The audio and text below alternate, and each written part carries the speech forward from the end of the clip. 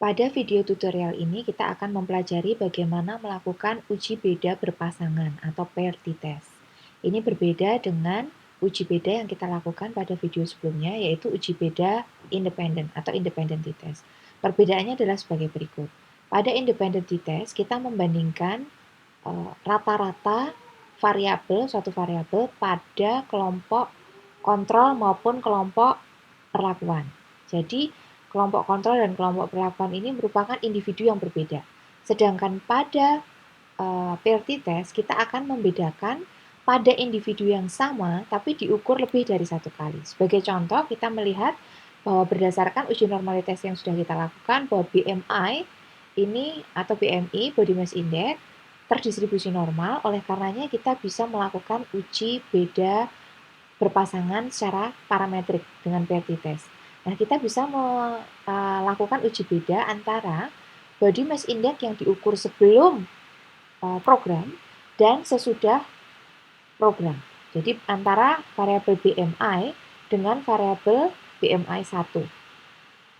BMI 2 maksud saya. Jadi kita bisa membedakan antara variabel pretest BMI dan post-test BMI.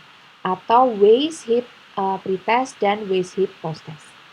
Nah, kita tidak bisa melakukan ini untuk variabel yang lain karena berdasarkan uji normalitas bahwa dua variabel inilah yang terdistribusi normal.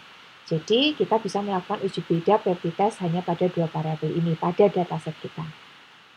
Pertanyaan selanjutnya, bagaimanakah cara melakukan? Kita klik Analyze, kemudian Compare Means. Nah, kemarin kita menggunakan Independent Sample t-test, sekarang kita menggunakan Paired Sample t-test yang sebenarnya lebih sederhana. Saya perbesar supaya lebih jelas. Nah, kita bisa melakukan sekaligus, misalnya ini ada pasangan pertama, kita pasangkan antara BMI yang pretest dengan BMI yang post-test, dan kita pasangkan antara waist hip ratio yang pretest dengan waist hip ratio yang post-test. Nah, ini sudah siap, kita tinggal OK dan kita tunggu inputnya, output statistiknya maksudnya. Nah, ini kita lihat bahwa rata-rata BMI sebelum perlakuan adalah 24,9, sedangkan sesudah perlakuan adalah 24,8. Untuk waist hip ratio sebelumnya adalah 0,89, sesudahnya adalah 0,8 pada seluruh kelompok. Nah, ini kemudian kita lihat bahwa kelihatannya angkanya tidak bermakna, tidak berbeda. Nah, kita lihat apakah memang betul-betul secara statistik juga tidak berbeda.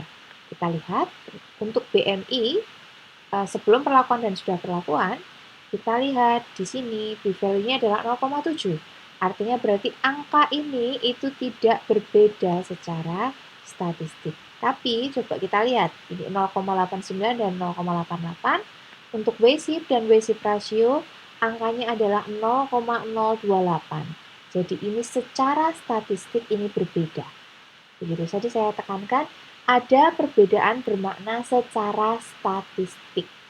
Nah, secara statistik ini nanti bisa dimaknai banyak hal. Karena berbeda secara statistik mungkin belum tentu juga berbeda secara klinis. Apakah perbedaan 0,88 dan 0,89 itu bermakna untuk kesehatan? Nah, ini kemudian perlu literatur. Jadi statistik itu sebenarnya mendukung pengambilan kesimpulan, tapi bukan yang menentukan pengambilan kesimpulan seutuhnya. Jadi walaupun 0,028 ini masih kita lihat 0,89 dan 0,88 secara statistik berbeda bermakna, tapi secara klinis apakah berbeda bermakna atau tidak? Ini kemudian sudah bukan pertanyaan statistik lagi. Jadi demikian untuk paired sample t-test untuk seluruh populasi. Nah, kita ingat bahwa sebenarnya kita bisa membedakan apakah perbedaan ini sama pada kelompok kontrol maupun kelompok perlakuan. Kita kemudian bisa masuk kembali ke data view dan seperti yang sudah saya sampaikan, kita bisa split dulu. Data ini kemudian kita split. Setelah kita split, kita minta diorganize semua analisis dibedakan pada kelompok kontrol maupun kelompok perlakuan. Kita split dulu. Setelah kita split, kemudian ini sudah tersplit, kita masuk lagi ke analyze, dan kemudian kita ulangi lagi perintah pair sample t-test, Dan kemudian karena ini sudah tersimpan, kita tinggal oke, dan kemudian kita tunggu. Untuk kelompok kontrol, ternyata hasilnya adalah tidak bermakna secara statistik perbedaan Weyship ratio-nya. Untuk kelompok intervention juga tidak bermakna secara statistik. Nah, hal ini juga penting untuk kita jadikan suatu pertimbangan bahwa dengan sampel yang lebih kecil, kelompok perlakuan isinya hanya 20 orang, kelompok kontrol isinya hanya 22 orang, ini tidak bisa membedakan antara hasil dari Weyship ratio sebelum dan sesudah perlakuan.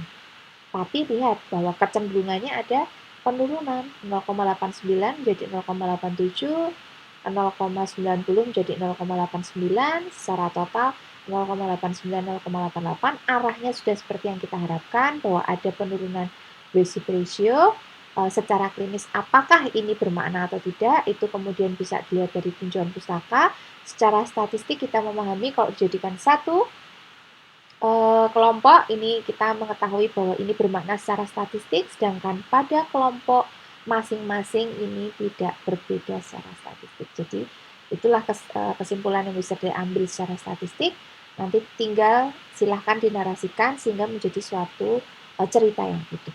Demikian yang bisa saya sampaikan untuk materi PLT test. Silahkan bila ada pertanyaan bisa disampaikan pada kolom komentar di bawah bagian Google Classroom ini.